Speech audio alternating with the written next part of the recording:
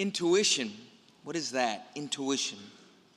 The best definition I could kind of find was something that just feels right, something that resonates. Some people call it just common sense in any certain situation. Intuition, I think, is important. It's a gift from God. Sometimes it's even your conscience. We have to have a well-formed conscience, a well-formed intuition. But there are some things that we have to admit that are counterintuitive, even though they turn out to be true. They're counterintuitive, even though they turn out to be true.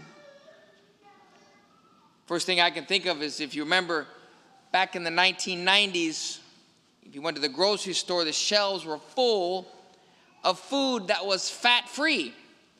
And if you ate food that was fat-free, well, the intuition was, I won't get fat.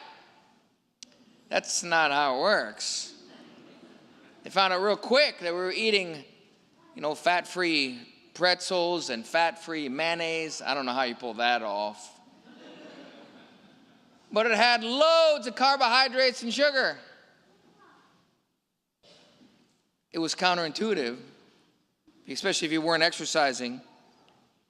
It was the intuition that if you just didn't eat fat, you wouldn't get fat. Well, that turned out not to be true. But intuition is still a good thing. And we should listen to it, but it should inform, our intuition should be informed by our Christianity. And I say this because we're given a scene here that is just a barrage of things that are counterintuitive to Peter, James, and John. They're fishermen. And they're out there doing their job, and then Jesus yells at them, "Put out in the deep water, lower your nets for a catch." Now they're hit with a bunch of things that are counterintuitive. First of all, they're fishermen, and Jesus is not. He is not. And you have this carpenter telling fishermen how to do their job. Nobody likes that. And it's counterintuitive to listen to someone who doesn't have your job. Also, they knew, I think most of you who do fish, for them it was true, that fishing was better at night. They'd fish all night. That's what they would do. A fisherman knows that. And they've been at it all night, and here the sun is up, and Jesus is telling them to push back out. Also, something they know, I'm not a fisherman, I don't fish, but I've been a couple times, and I think I remember this being true, that the fishing is better near the shores, where the foliage is. That's where they hide. That's where they feed. And it's counterintuitive for Jesus to say to Peter, "Hey, go out in a deep, open water and lower your nets." Again, it seems counterintuitive. But I think the most counterintuitive thing that they were hit with is they were already cleaning their nets. They had been working all night. Probably not in a good mood. And here he is again telling them to throw the nets back in, to dirty them, to soil them for something that's vain. It seems to be in vain. But when they do it, a miracle happens. An amazing miracle happens. Something counterintuitive happens. They get a huge catch. Now, the statement that Peter makes has been, lots of commentators have different opinions.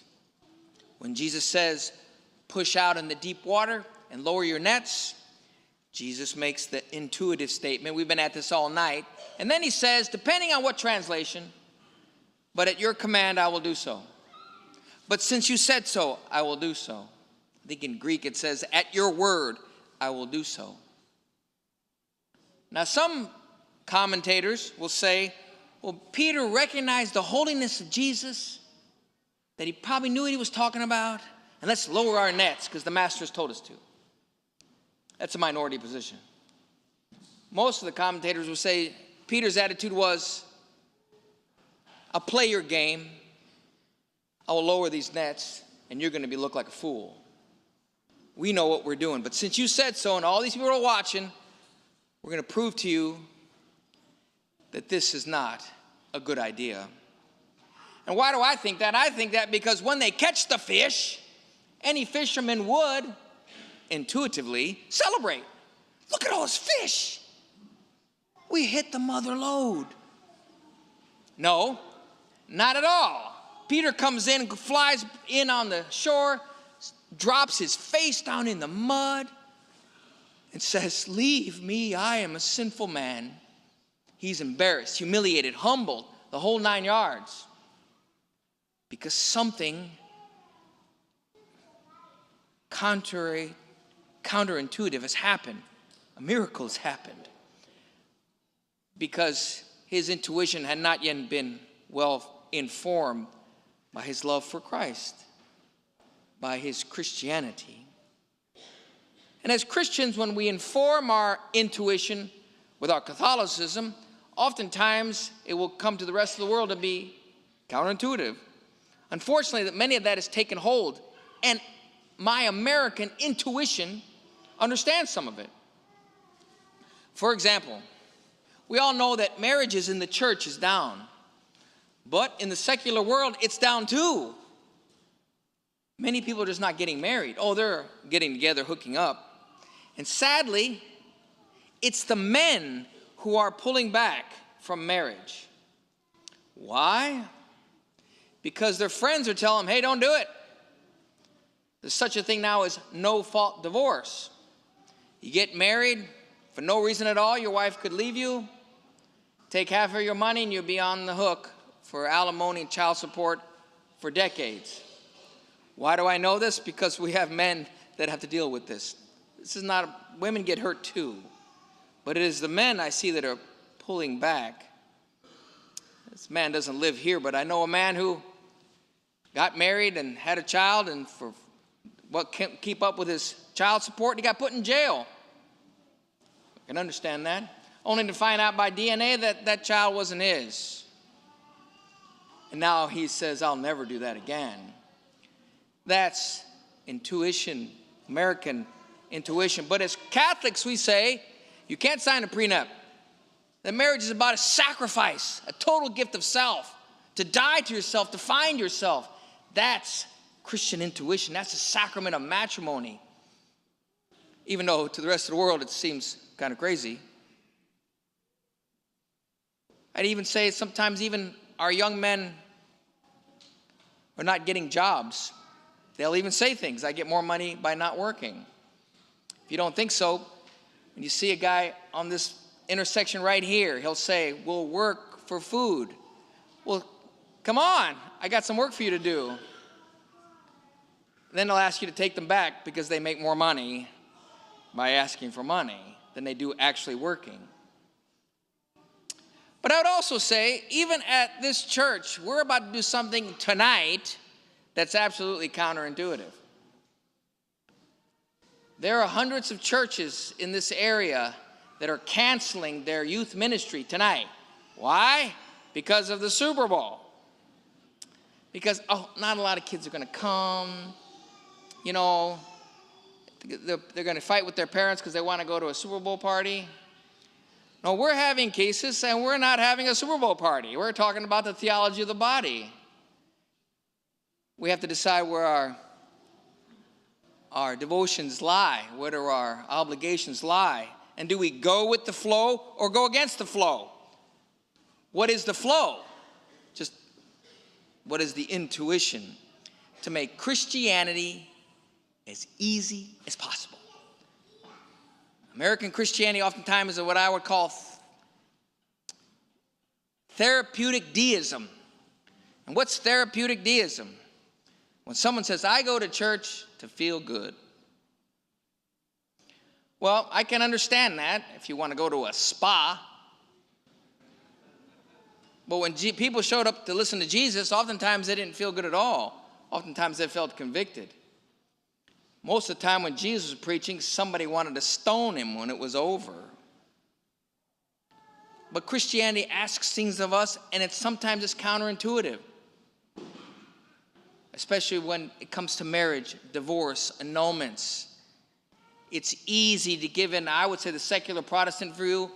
Doesn't matter. Just let them come on. No, Mother Church puts expectations, and they're a challenge. And the question is, do you want the church that accommodates to you, or do you want a church that challenges you to come up to it? You know, yesterday and today we were given scriptures about vocation. Here I am, send me. Come with me, and you'll be fishing and you'll be catching men. That's counterintuitive. The apostles were experienced fishermen. They weren't experienced at gathering disciples. They had no idea how to do that. And when they did go evangelize, they were martyred. Counterintuitive. Why would you do something like that? And last week, the past few weeks, we've been inviting you to send names for people you think might make a good priest or a sister or a brother or nun. To the rest of the world, that's not just counterintuitive, that's crazy. That's crazy. Why would you give up a family, a spouse, obedience? Why? Because you find yourself. People are called to that. And all we have to do is look around us. I remember when I was in the seminary, somebody told me, you know, you can be a priest. Why don't you become an Episcopalian priest? You can get married and, you know, have children. Well, all we have to do is look at those, because they figure if you have a watered down faith, then more people will come.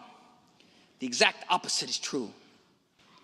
The churches that are less disciplined are dying, fading away, blowing holes in the side of their ship. I got hit in the face with this once at a convent in San Antonio. We were making a retreat in San Antonio. Went to this enormous convent that was bustling with vocations in the 30s, 40s, and 50s.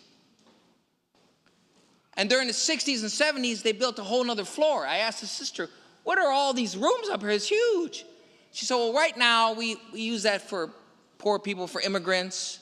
She goes, that's not why we built them. So why did you build them? And she said, well, back in the 60s and 70s, we thought, we'll take off our habits. We won't teach in schools anymore. We'll see what the Lord leads us, live in apartments. We'll stop worrying about salvation, holiness, conversion, and we'll start concentrating on social justice. And then she said, we thought we'd get all kinds of vocations when we did that. The exact opposite was true. They fell apart. They disintegrated. And now they're dying on the line. And then they look at these other more rigid, disciplined orders that are busting at the seams. Can they admit, wow, we went with the flow. We thought what we did was intuitive. And it turned out to be counterintuitive when informed by our Christian faith. So I would say to be Catholic is to be courageous. To say, Lord, like our Blessed Mother did, let your will be done on me. And to maybe even picture ourselves on that ship, on that boat with Peter, James, and John. And maybe do a little prayer exercise and see Jesus asking us to do something that seems counterintuitive. And hopefully have the innermost disposition, the attitude, and the courage to say to Jesus, since you said so, I will do it. And do it with the right attitude and the smile and courage. Since you said so, I will do it.